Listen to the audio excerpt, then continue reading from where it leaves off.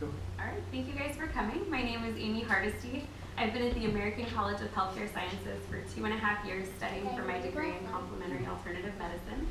And as I've progressed through my studies, it's become clear how I wanted to use my degree. I wasn't sure in the beginning where it was going to go, but now I know, and that's why we're here. So I did not go to college just after high school. I got married young, and 15 months later, we welcomed our first kiddo into the world.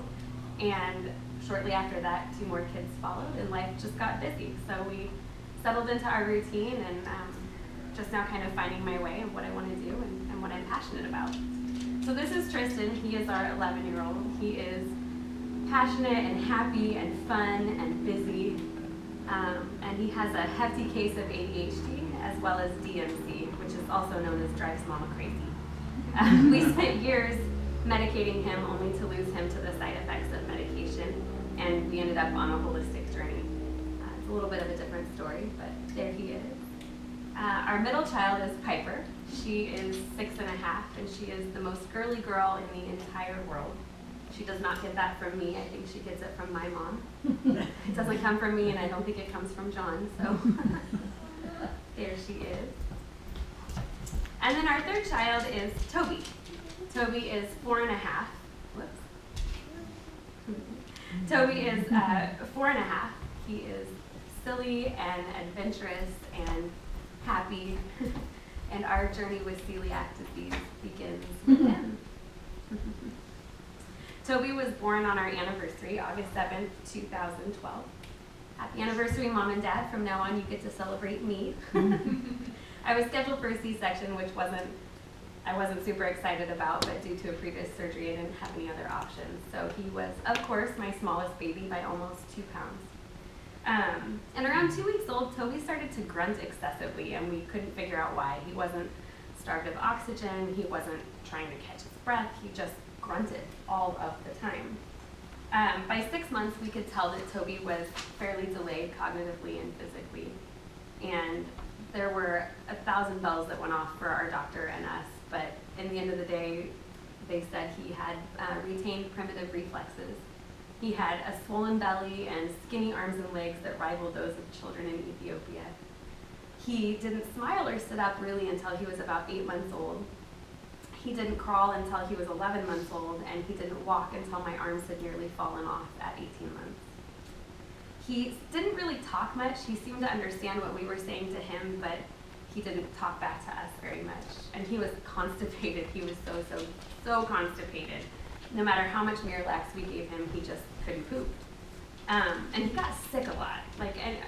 We are a family of 5. At that time, we had 1 child in school, and there was no shortage of germs, but anytime a germ got near him, he got sick, and he stayed sick for quite a long time. As he got older, by the time he was 2, he had caught up physically. He could run and jump and play like all the rest of the kids, but he was still really small for his age. And I remember one time specifically, a lady came up to me. Toby was like probably 20 months old, and we had worked so hard to get him to that point where he was walking and he was still kind of unstable on his feet. And the lady said to me, "Oh, I would cry if my child had walked that early." And I was kind of confused, knowing the work we had put into it. And I said, "How old do you think he is?" And she said, "Oh, 9 or 10 months. And I cried by myself in the bathroom. It was a common misconception about him, and still is sometimes, that he's about half the age that he actually is. In fact, just last week or the week before, somebody had said to me how well he speaks. And I said, "Oh, how old do you think he is?" And she said, "Oh, 2.5. No, but I'm going to let them believe that, and then he looks like a genius. Toby's pediatrician had tested us for everything from cancer to rare blood diseases to cerebral palsy. And at 14 months, they tested him for celiac disease, but that was negative too. And I felt like I had run down every alley to every doctor of every kind, and I was the crazy one. Every specialist we saw suggested more enemas and more Miralax. And a lot of people said this is his normal, and we just knew that this wasn't normal. This wasn't normal for him. And right around 2 years old, he got so whiny, like worse than 2-year-old whiny, and there is such a thing. We were really losing our minds. He was constipated, he was angry all the time. And one day, a naturopathic doctor showed up at our pediatrician's office as a new doctor. And when I was finished with my happy dance, we called her office and made an appointment for the kids to see her. And during that appointment, she suggested running some blood work so that she could look over Toby with her own eyes, fresh eyes, and that included a celiac panel. And it didn't take long to get those results back, that his TTG IgA level was elevated to the point that he clearly had celiac disease. And I was angry for a while, like so angry that how could so many people have missed that with him? You know, I mean, we'd seen specialists and doctor after doctor and had test after test, and it was really frustrating until I realized how grateful we had to be for this, because celiac disease is completely treatable with a diet change, strict adherence to a gluten-free diet. And we knew it was going to be hard. We knew it would cause lots of changes, but we can do hard things. And so at the end of it, we were grateful that we finally had a diagnosis. So I'm graduating this month, next in a couple of weeks, with a degree in complementary alternative medicine from the American College of Healthcare Science. I'll be using my degree to work as a holistic health practitioner to walk families and individuals and caregivers through the first year after a celiac diagnosis. Through my studies, I've learned how to integrate natural healing therapies, and through the program, I've learned how to teach clients to achieve and sustain good health on a daily basis with herbs and essential oils and homeopathics and other natural modalities to supplement a healthy lifestyle. As a holistic health practitioner, I understand that each client has a physical, spiritual, and mental self, and that good balance is required in all of those areas. I recognize when allopathic healthcare is necessary, and I'm always willing to or ready to send my clients back to their primary care physician for treatment or diagnosis. I empower clients to work to achieve health both today and for the future through addressing imbalances in their lives. And we help to educate clients to evaluate their lifestyle and isolate changes that could be potentially causing ill health. As a holistic health practitioner, I do not treat, diagnose, prescribe, or perform invasive procedures.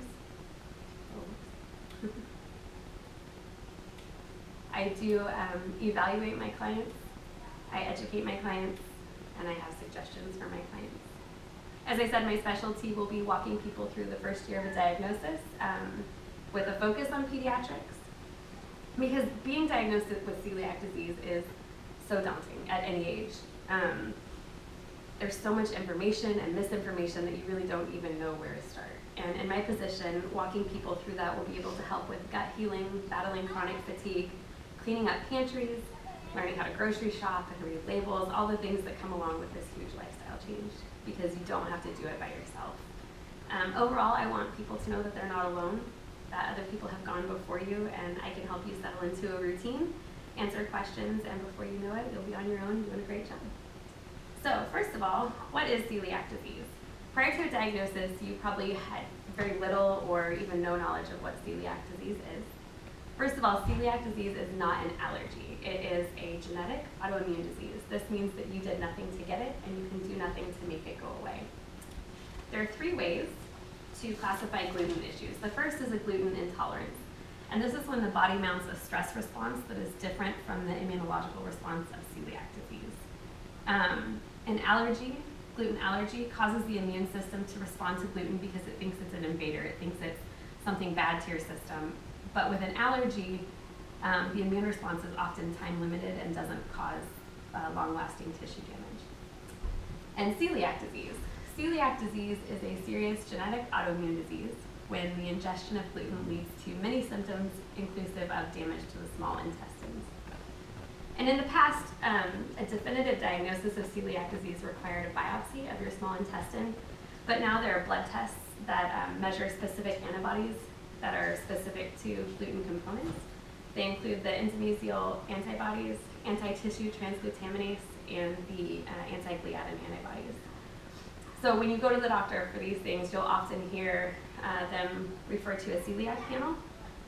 But if a patient has been following a gluten-free diet, that's not going to be helpful because there's no gluten in their system. There are genetic tests for the HLA-DQ2 and DQ8 genes, but they are not helpful in diagnosing. They just kind of give you an idea if you need more, if you need to go further and look deeper into the testing. Once you have a diagnosis,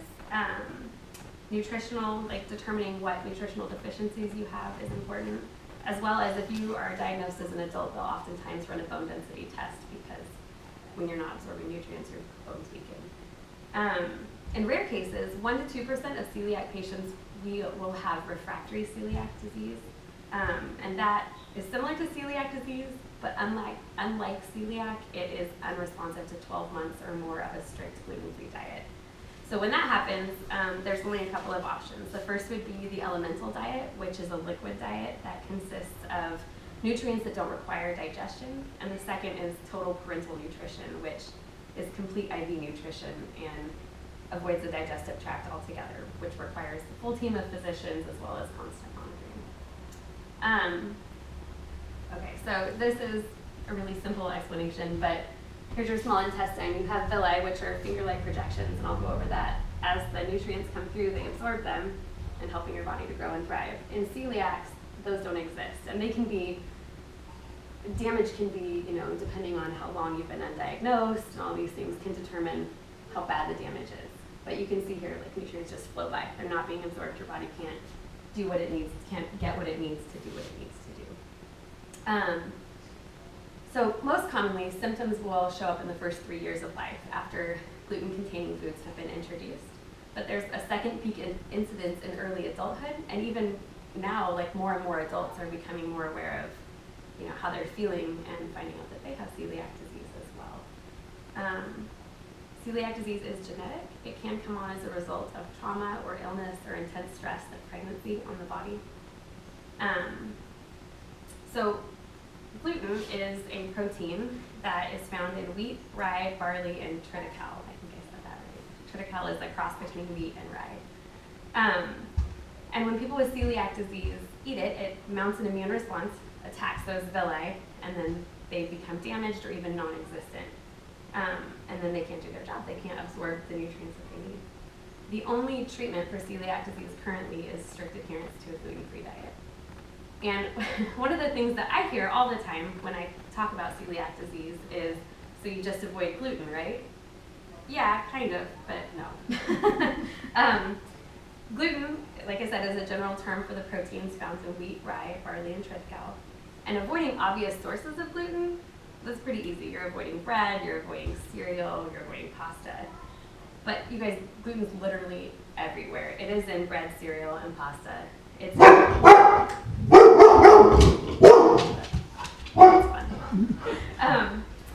It's bread, cereal, pasta, soy sauce, couscous, spelt, malt, brewer's yeast, baked goods, anything with a breaded or coated crust, croutons, stuffing, gravy.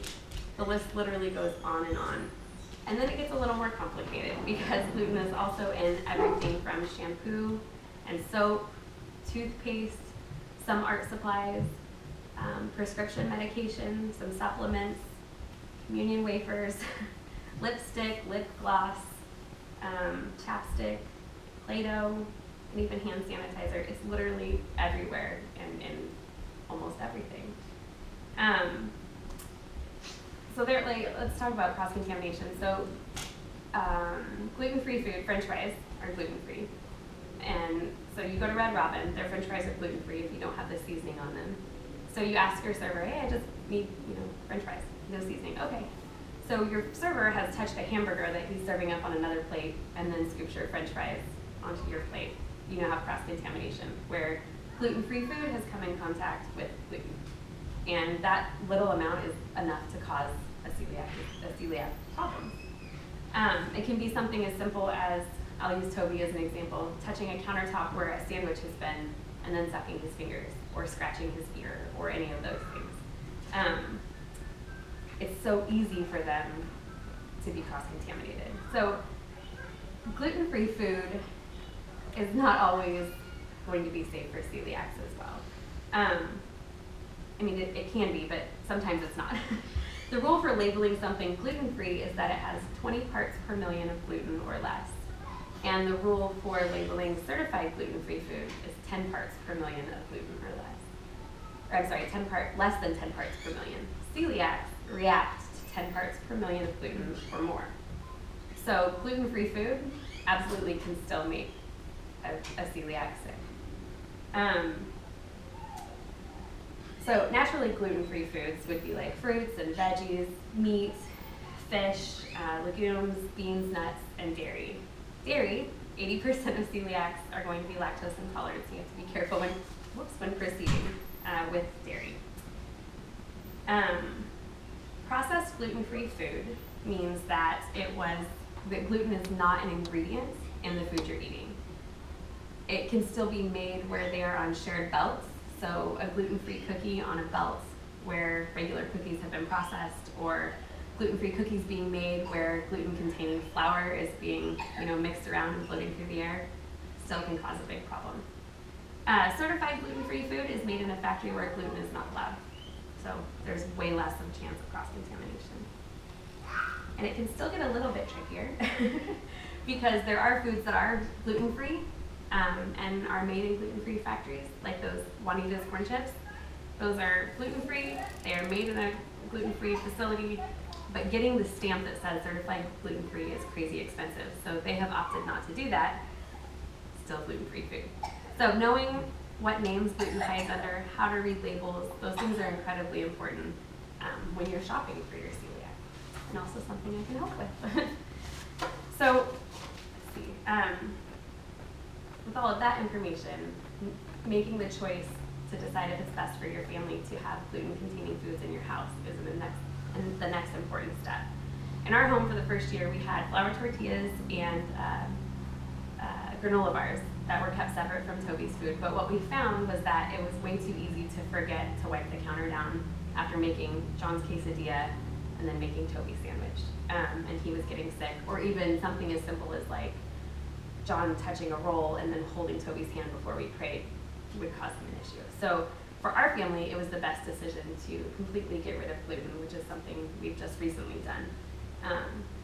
It's a hard transition to make, to get your whole family to eat the same way, but I think when people understand why you're doing what you're doing, that it's a health choice, not just, it's for the better of your health. It doesn't have anything to do with, I just don't want to eat your food, I think that makes it a little bit easier. Our kids, when they go out, they're allowed to eat whatever they choose within reason, but they can have gluten-containing foods. Just at home, it's not something that we can do.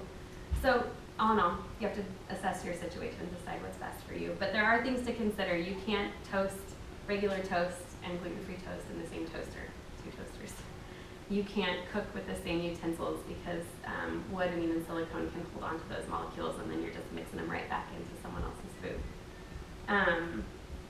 We got rid of all of our pots and pans, not our silverware, but all of our cooking utensils and things like that when Toby was diagnosed. And that made a big difference initially, it really did. So what happens when a celiac gets gluten? Celiac symptoms are as varied as you can imagine, and they range in, they can range. The most common ones are the flu-like feelings, headaches, brain fog, joint inflammation, insomnia, gut pain, cramping, dermatitis herpetiformis, which is similar to eczema, just a really itchy, gnarly red rash, constipation, diarrhea, depression, ataxia, which are stroke-like symptoms, rashes, and fevers. And everyone's going to experience it differently. These are just of the most common signs of exposure or cross-contamination. Prior to a diagnosis, I think all ages of people experience this, but specifically speaking about children. Symptoms that you may notice: distended belly, but maintaining skinny arms and legs. Decreased appetite. Kids are really quick to make the connection between I ate this and now I'm sick, I don't want to eat anymore. And so it becomes really easy for them to just decide that all food makes them feel crummy and choose not to eat. So decreased appetite. Failure to thrive or delayed growth or puberty. Failure to thrive is a diagnosis. We took her out front. Thank you. Failure to thrive is a diagnosis used to describe children who are far behind their peers in height and weight. Children who fail to thrive are generally much shorter, smaller than other kids their age. And then global developmental delay is another one that's seen in young children and babies and can include things like retained primitive reflexes, not meeting developmental milestones like by a long shot, not just by a little bit. Not speaking, slurred speech, those things. And these are all things, inflammation is the other one. Toby didn't want to walk for a long time, and We didn't really know why. This was obviously before his diagnosis. We carried him everywhere, and about 3 weeks maybe, after his diagnosis, my mom pointed out, like, do you notice he walks everywhere? I was like, oh, he does, doesn't he? And it occurred to us that his feet probably hurt, and he didn't even know it. He just knew, I can't walk, it's not comfortable. So those are a couple of things. But these are all things that happen because their body, your intestines, the villi, can't absorb the nutrients that they need. Let's see, not there yet. Okay. So when a celiac consumes gluten, there's a cascade of complex events that happen that include the innate and adaptive immune systems. Sorry about that. These result in the eventual destruction of the villi. Going too long without a diagnosis, those villi are gone. Okay, we'll just leave that on. So the villi, they're small finger-like projections inside the intestines. There's an explanation for that photo. But the villi are the small finger-like projections inside of your intestines that absorb the nutrients. So as a hollow tube, your small intestine has a surface area of about 5 square feet. But with the villi, it becomes more like 3,200 square feet. So the ability, it extends the space, it makes more square footage, if that's the right term, to pull in those nutrients. But when they're damaged, nutritional deficiencies are going to occur. So when you or a loved one do experience the side effects from exposure or cross-contamination, there are a few things that you can do.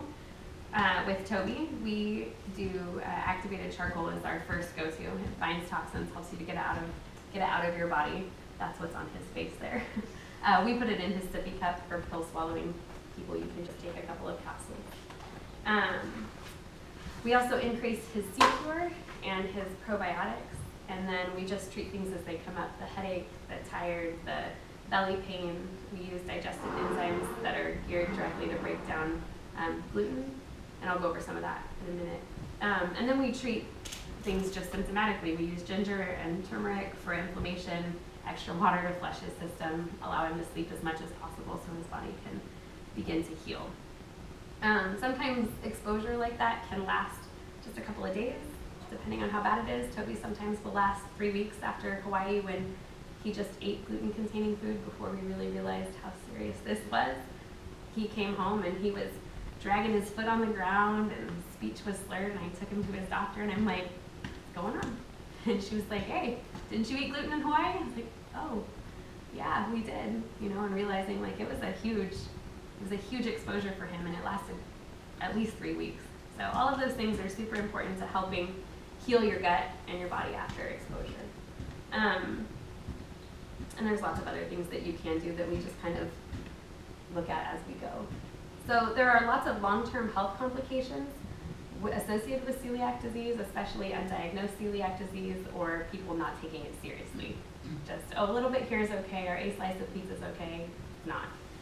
Long-term health complications that are associated with celiac disease include iron deficient anemia, an increased risk of gastrointestinal cancer, early onset osteoporosis and osteopenia, infertility and miscarriage, lactose intolerance, vitamin and mineral deficiencies,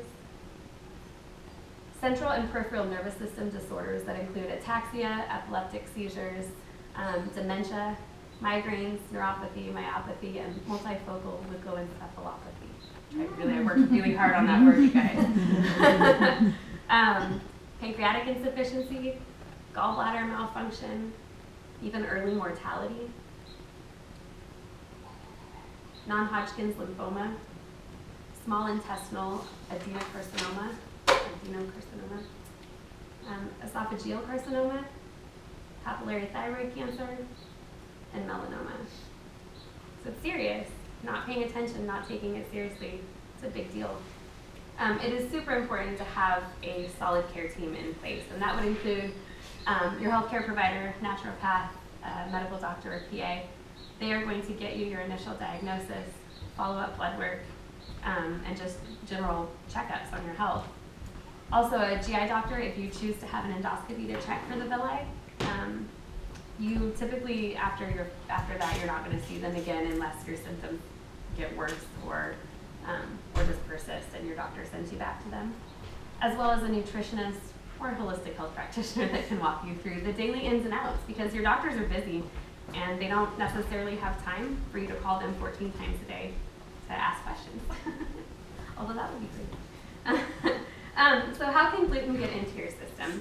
The gluten molecule is too big to be absorbed through your skin, but it can enter your body through any of your mucous membranes, and that includes your mouth, eyes, ears, nose, anus, and vagina. So the goal after diagnosis would be to increase,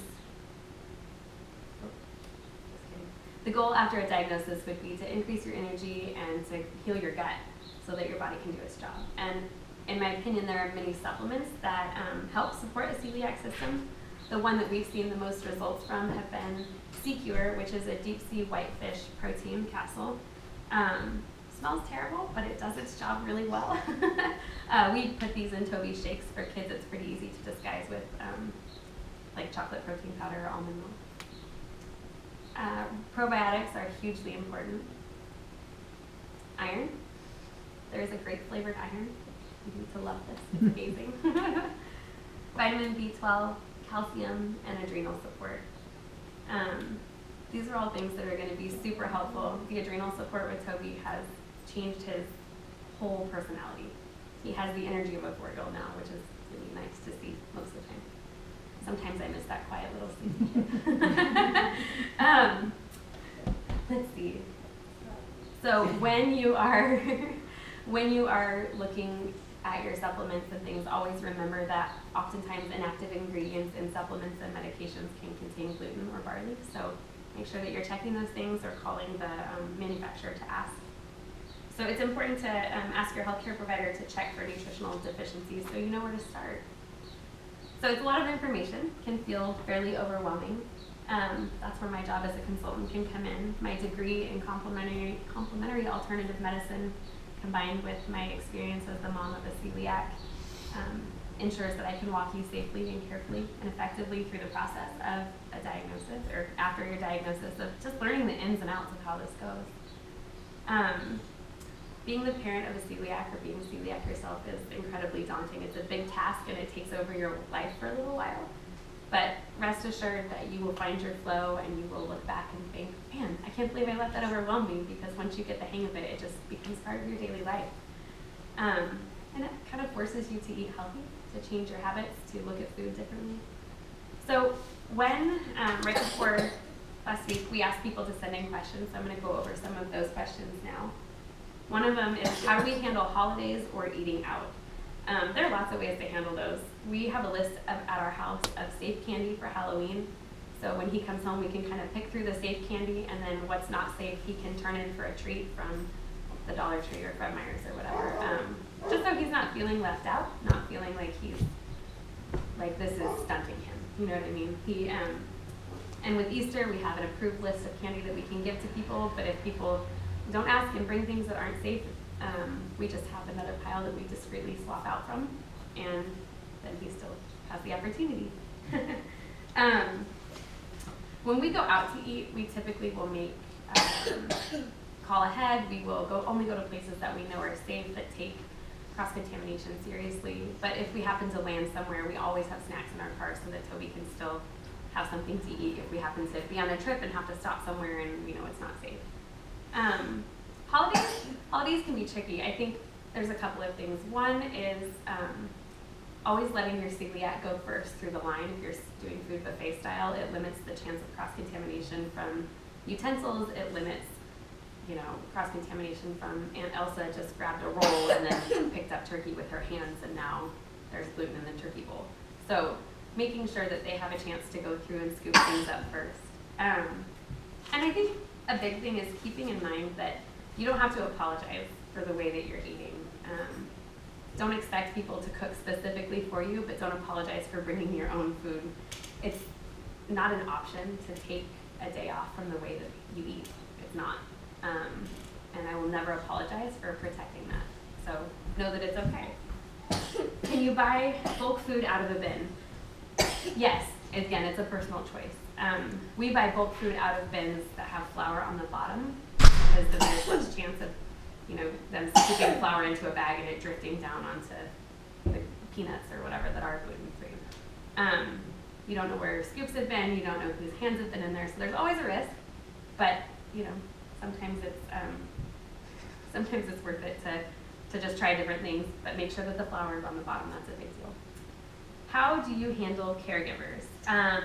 After a diagnosis, I just suggest that people sit down with immediate family and create a safe and non-safe list. We actually went as far as writing safe on sticky labels when Toby was first diagnosed and putting them on everything. Like absolutely everything in our pantry refrigerator said safe with bright green letters if it was something he could have. And that was more for people who were here caring for him, that there wasn't a question of whether or not he could have it. But having a safe list and a no-no list that are visible to people that they can reference, and letting your caregivers know that they can reach out to you at any time when they're caring for your child, with a picture or whatever, is this safe, can they have that? I would always prefer people over-communicate when they're caring for him. How do you handle the well-meaning cookie-slipping friends? Kindly but firmly. Again, not a choice. It's a requirement to protect your health. I let them know that the cookie affects his system in ways that we can't even see, that can cause long-term damage, and that if they are not willing to abide by those rules, I certainly try to term it a little bit calmer than that, but that he can't be in their care. It's that serious, and it is, and we take it that seriously. So that being said, like I said earlier, celiacs, kids specifically, will almost always go, oh, I ate this and now I'm sick. I'm not going to eat that again. But when they're not old enough to advocate for themselves, walking them through that, helping them know that they're safe with the caregivers they're with is important. Teaching kids to ask if something is gluten-free, and then knowing, if I were to give Toby an apple after I made a sandwich, again, that cross-contamination could totally make him sick. So he's going to ask me, is that gluten-free? And I'm going to say, well, yeah, it's an apple, here you go. So that part is a good transaction, but making sure that he knows, I need to wash this. I don't know what's been on this. That's important too. How do you help a child with celiac disease not be afraid? That can be tough because they've spent for however long feeling so crummy.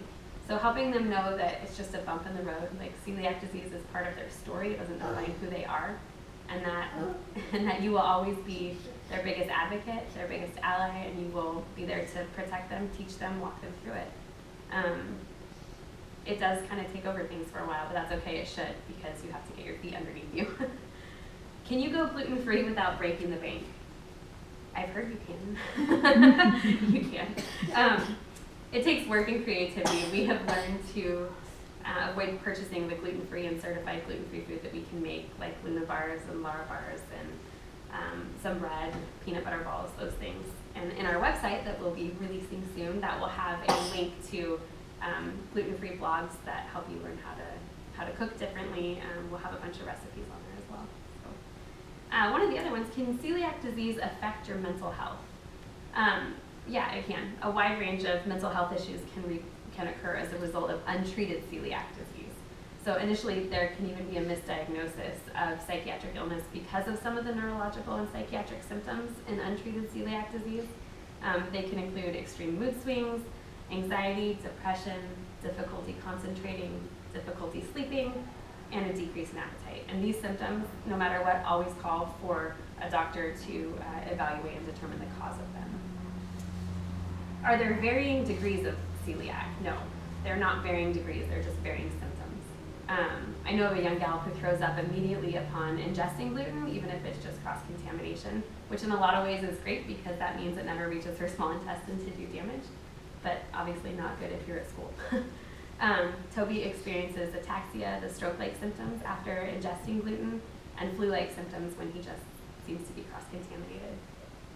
But saying someone has mild celiac is kind of like saying you're just a little bit pregnant, like you are or you're not, you have it or you don't. Yeah, either you have it or you don't. But independent of their symptoms, they still have the same diagnosis.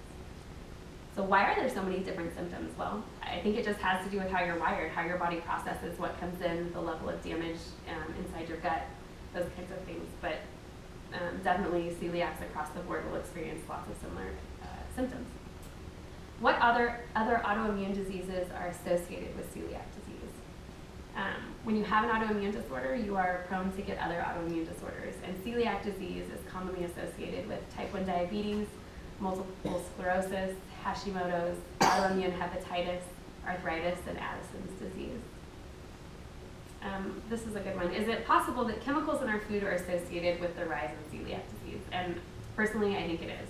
According to Mercola, the use of glyphosate, which is an active ingredient in the herbicide Roundup, it's risen over the past 15 years, right alongside the use of genetically engineered crops. But the study pointed to the statistic that said the use of glyphosate has risen just before the harvesting of organic wheat crops.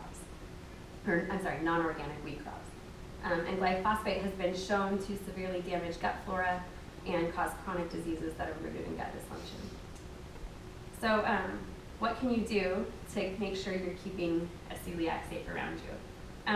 It's a tough question to answer. I mean, as an adult, you kind of take responsibility for your own health. You make your own choices. You know what you can and what you can't have. But for kids, they're not old enough to advocate for themselves, and so it's important that we're their protectors. We're making sure that they're doing things right. So remembering what goes in your mouth has touched your lips. So don't kiss kiddos if you've been, Vicki pointed that out, drinking beer or chapstick or eating bread, those things are things that can easily make a kid sick. Make sure that counters are wiped thoroughly before mealtime, allowing someone, the celiac, to go first in line to get their food. But I think the biggest thing is to make sure that you're not offended when someone says, I'm not eating that today, thank you though. Just understanding that this is, again, not a choice. So those were kind of all the questions. I did want to take a second to say thank you. Sid is Toby's pediatrician, and she's the one that saw in him what nobody else seemed to be able to find. And it was a huge blessing, and we love you. And she's been a huge support to me through my degree. And then Dr. Della, she has been great, and she specializes in nutritional response testing. Is that the right term? Good. But just in helping just kind of support, our systems are always changing, and offering different supplements that help support our systems as they change. And she also has been a wonderful support. She's whispering. She's also been just a wonderful support for our family. So thank you guys for being here. You have no idea. I'm so excited to have accomplished this and to be able to share with you kind of what our plans are. And thank you guys for being here. That's all.